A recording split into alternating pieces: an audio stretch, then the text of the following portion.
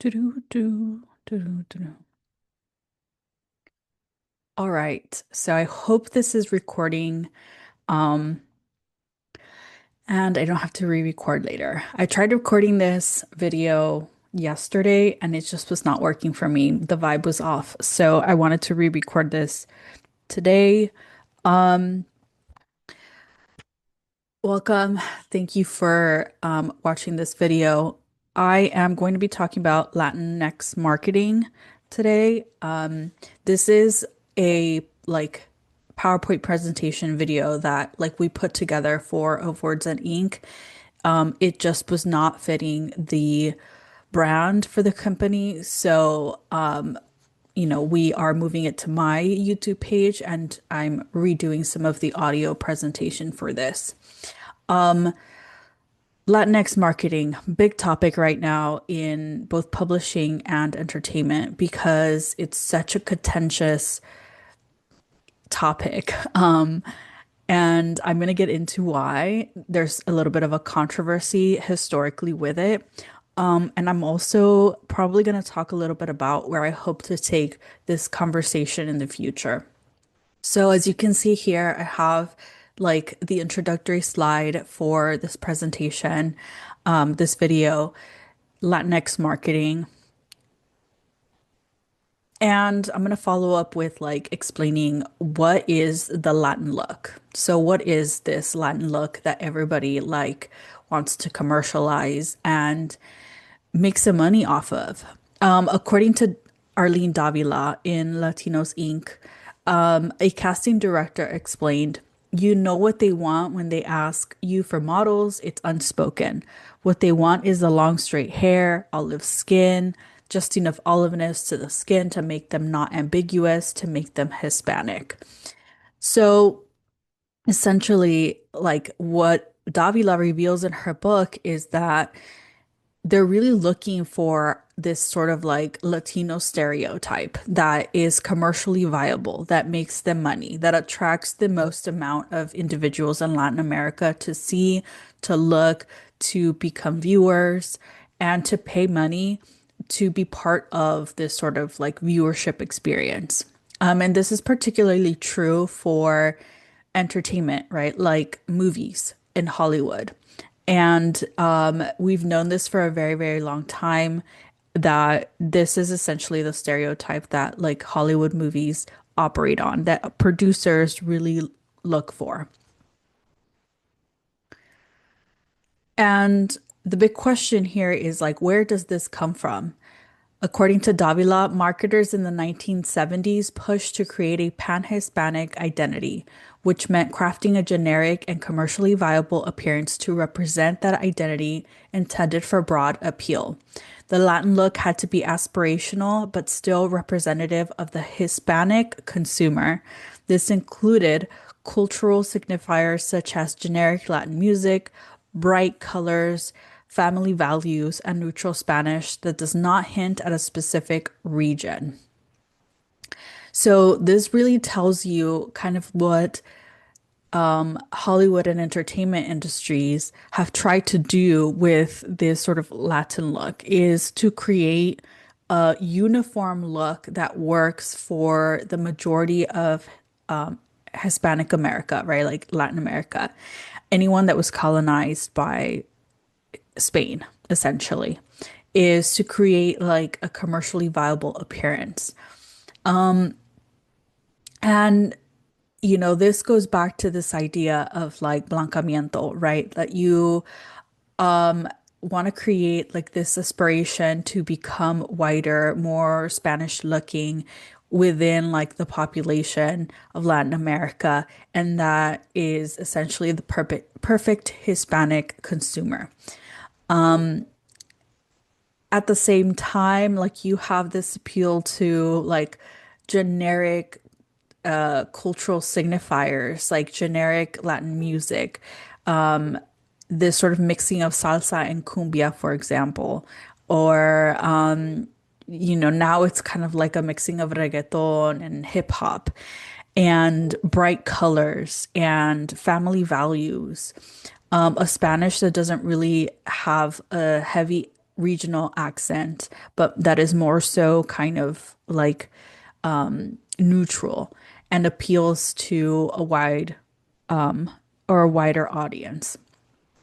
Essentially, this is something that was like created and shaped in the 1970s, around the time where there was like a really big movie star boom, right? And so to trace a little bit more of where this stereotype, this like ideal Latin look comes from, we can go into what like Davila talks about a little bit in regards to stereotypes. Stereotypes associated with Latinos and the homogenization of their cultures have their roots in colonization and the exotification of Latin America and its people. Early examples found in Alexander von Humboldt's travel writing reduce Latin Americans to primitive hordes.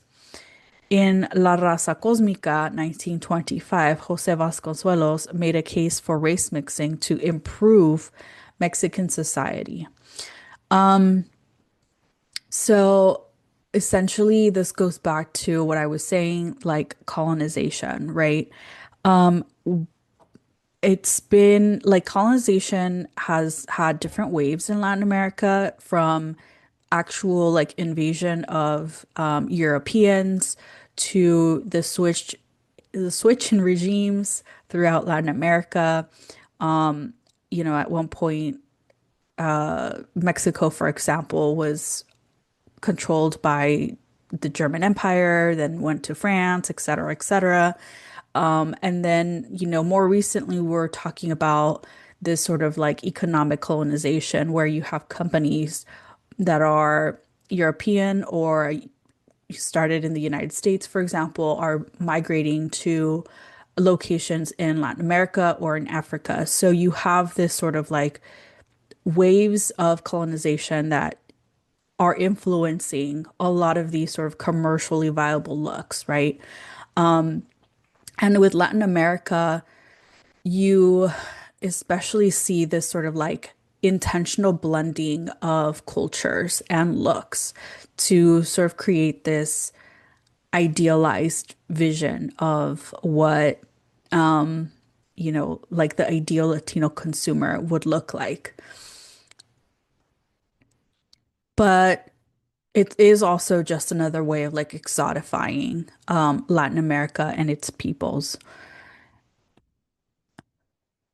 With what Alexander Humboldt says about like, reducing Americans to primitive hordes, Latin Americans to primitive hordes, this like really exemplifies why what was fueling colonization in Latin America and in many other places in the around the world, essentially, is this idea that like, the people that were colonized or needed to be colonized because they were primitive hordes.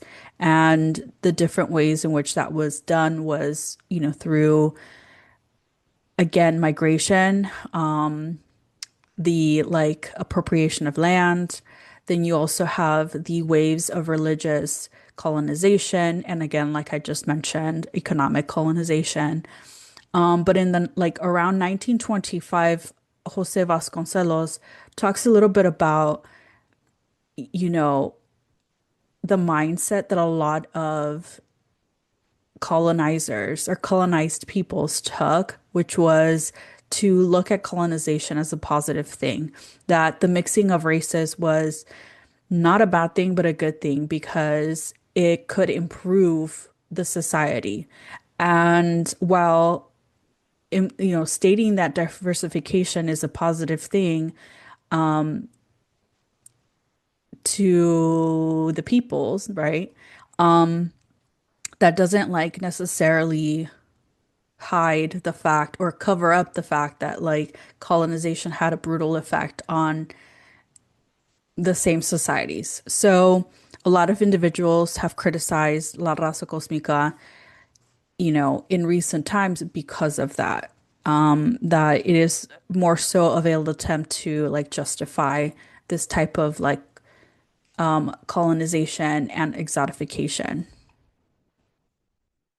And we're returning to that idea a lot in recent times, especially as marketing for Latin America is becoming like an intense area of debate, specifically when it comes to publishing, film, and like marketing to specific communities. So, what are some of the problems with this that like I want to highlight in this video? A homogenized Latin look is not representative of the vastness and complexities of Latino identities, especially as images became wider and anglicized. Marketing also leans into both positive and negative stereotypes that have a real life impact on the Latino community in the United States. So, this sort of like desire to blend in so many different cultural identities does a disservice to the like amount of time that it required for these cultures to develop pre-colonization. So it is an erasure of history. It is an erasure of the different the sort of the great diversity in cultures there already is and exists in Latin America. And this is all for the benefit of the colonizer, right? The colonizer that controls an economy, a very specific global economy. And so there is a great like an increasing amount of criticism when, for example, in telenovelas, you have like the protagonist becoming whiter and whiter and whiter or more anglicized. And this is like phenomenon that is has reached comical levels at this point because we're able to trace it so clearly from like the 1980s to present day. But at the same time, you have marketing that leans into both positive and negative stereotypes that have a real life impact into the Latino community in a way that can be humorous and attract consumers. It can also be done not so humorous. And so it really, really in the marketing like industry, there is a crisis on how to do it right because of this.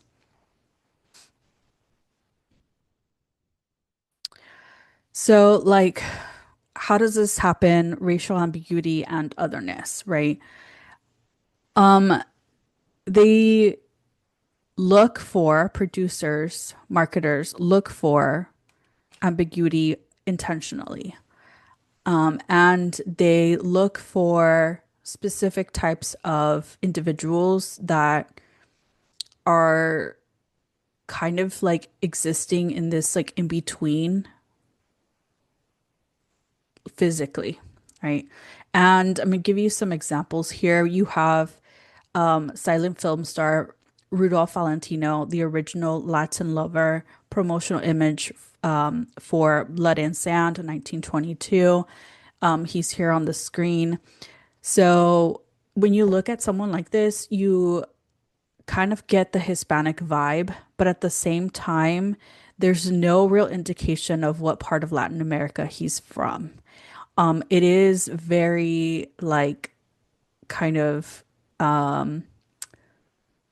ambiguous, essentially.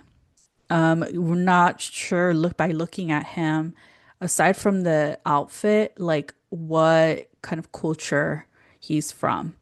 And so this hints more so at like a Hispanic ancestry. And aside from that, he may have like this sort of like dark look, right?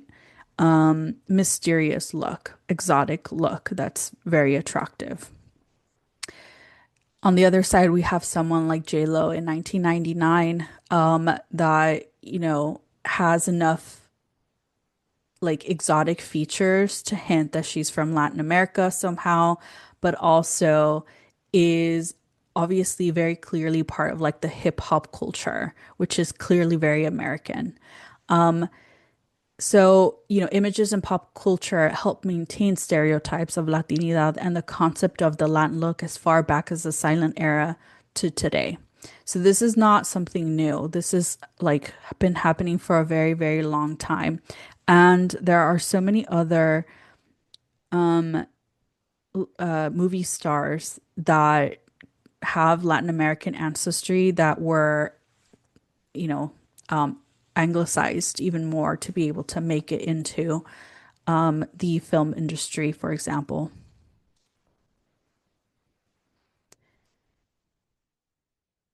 We had a brief moment in history, especially around the Obama era, that we called like post-racial era, the post-racial era, mostly because we had like a black president. It wasn't necessarily actually a post-racial America. It was kind of just a phase, but that is what we're calling it. And this sort of like post-racial TV representation was part of that. We have here like an example of Sofia Vergara as Gloria on Modern Family, whom a lot of us were just sort of delighted to see on TV and really enjoyed the comedic, like sort of like spin that she brought to her character because we thought it was just like amazing and incredibly funny, very well cast. At the same time, we do have to pause and look at the way that like she fits a very specific stereotype of like the hot, sexy Latina wife that like is, stereotyped, which is also something that we can critique, but she's also like the dream girl for that rich white guy that has the money to afford her, right? And something that we do want to say about this, though, is that like the images of Latinos did not change much in the post-racial Obama era that ushered in colorblind casting. So everyone was like talking about how casting was done colorblind and like, we don't see color in order to cast. It has to be all about abilities.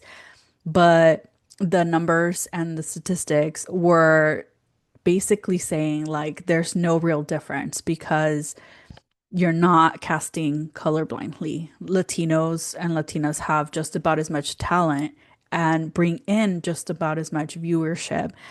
So that's not exactly accurate. Latina or Latino characters are almost invisible. And when they are visible, it is in mostly stereotyped ways. Casting Latina or Latinos on primetime sitcoms depends on the inclusion of actors and characters who can perform the Latin look in expected and predictable ways, such as Gloria in Modern Family. The casting of most Latina or Latino actors on post-racial era TV programming reaffirmed the popular notion that US Latinas or Latinos are racially ambiguous and outside of the United States black white racial binary. So again, like Molina Guzman is highlighting something very particular here, that the rhetoric around diversity started really changing around Obama era. And some researchers were basically saying like to say that we know there's colorblind casting and that there's no stereotyping of actors or actresses or characters even is not accurate. That it's almost like wishful thinking that it's, stereotyping, racialization is gone just because we have an African American president. So that is something that like I really wanted to highlight in this video with this presentation. Social media, like in the post early 2000s, we had an enormous shift with social media where not only was social media becoming more accessible to a wider diversity of people, and technology was becoming more accessible, this really opened up a way in which marketing like could change for the better for people that were very creative and like entrepreneurial. This really meant that they could create their own like brand, personal brand, and contribute to what it meant to do like or create a Latin look for commercial benefit. And according to like Hispanic marketing expert Maria Tuena, online platforms have helped fill the representation gaps that earlier representations did not. Anyone can create content on platforms like Instagram and TikTok. Influencers have control over the content they make, how they market themselves. So again, this really opened up possibilities for anybody that had the eye for entertainment to make content, that had an eye for, you know, like being an entrepreneur and creating a look that they could like commercialize and benefit from. And this opened up possibilities for how you could look. You didn't have to fit into like the mold that Hollywood or producers in Hollywood kind of wanted to fit you into. And so this really changed the landscape for a lot of individuals. However, the flattening of Latinidad's complexity with homogenized looks and cultural signifiers is still an issue here.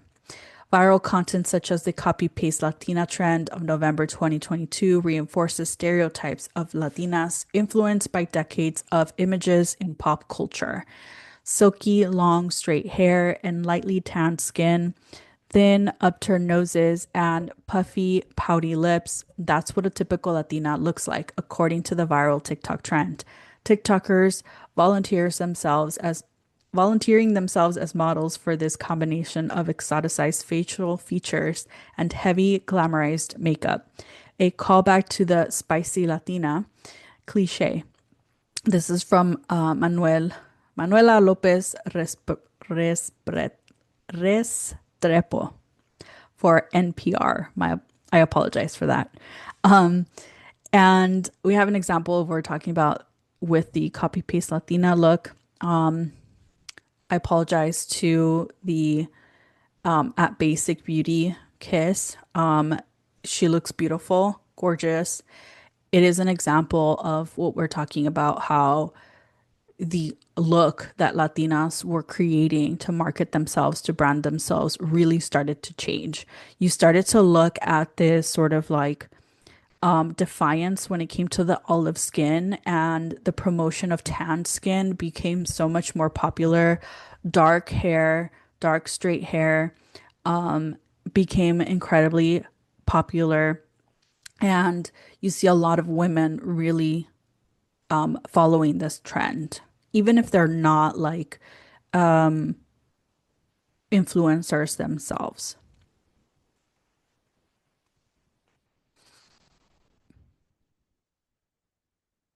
Why is this even like an important topic to talk about? Like why should we discuss this? I was at a conference recently where essentially what we talked about was the revenue that Latinos bring into the entertainment market and comparing that to the ratio of like money that is paid out to the community for creators, collaborators, workers, you name it. There's an enormous gap there that we need to start questioning. Like, why is this happening? There is a lot of money to be made from Latinos, as it is a growing community in the United States. According to Pew Research, the Census Bureau estimates there were 65.2 million Hispanics in the U.S. as of July 1st, 2023, a new high. They made up more than 19% of the nation's population. There is an article that I usually love to talk about regarding like the specifics on the finances for this because it's astounding. I believe and I don't want to state exact numbers because I don't want to get them wrong, but I believe like the profits brought in by Latinos every year for the entertainment industry for film releases is something in the billions. So like 1.6 billion if I'm not mistaken, compared to like about 5 to 15% of whatever's paid out to the Latino community to make these films and movies is ballparking only about 5 to 15% of production money or investment. So we need to start looking at the math there. That is an enormous discrepancy that we need to pay attention to, and why we as a community should start taking more interest in like Latin marketing, the Latin look, and what it's really doing for us, overall. Like, what is the industry doing for us? Is it an attempt to further a colonizing agenda, or is it really returning back like the revenue that it's taking from us? So again, like I think this is something incredibly interesting that I think a lot of individuals are really focused on right now. I know for a fact that, my friends over at Enna Leap are doing their very best to get people interested in how Latinos can really work together to like increase the Latino productions that get released every year, and put pressure on the Hollywood film industry to like bring in genuine diversity, right? Because spending 5 to 15% for productions, but making billions out of a culture, that's not a fair exchange. So, with that, I just want to like say thank you so much for sticking around for this um, redo of this video, because we had to switch it over to my YouTube channel. I want to like give a shout out to Cecilia Gamino, who helped put this together and did some of the initial research with the Latino look background, the history of it, and also like if you are interested at all in like self-publishing, publishing for like BIPOC communities, go ahead and check out like Awards and Ink. If you're interested in a career in that, also check that out, because I think you might find it interesting. Again, like the Latin look, commercial, its commercial use is widespread, and it's not just for film and media. It's for publishing. It's for so many other industries that really we're contributing to. So again, thanks so much for joining me. If you guys like this video, please do like, comment, send questions, comments, concerns. I would love to hear additional topics that you want me to cover or discuss regarding this, because I'm pretty sure this video is just like opening a can of worms for some people, because there's so much to say and so much to critique. And I'm hoping in future videos I might actually dissect the Melissa mini telenovela they did for Elf lip gloss. So stay tuned for that. If you'd be interested in that, please let me know, because I'm very interested in doing like a reaction video to that. That sounds like a lot of fun. But again, thank you so much. I'll see you next time.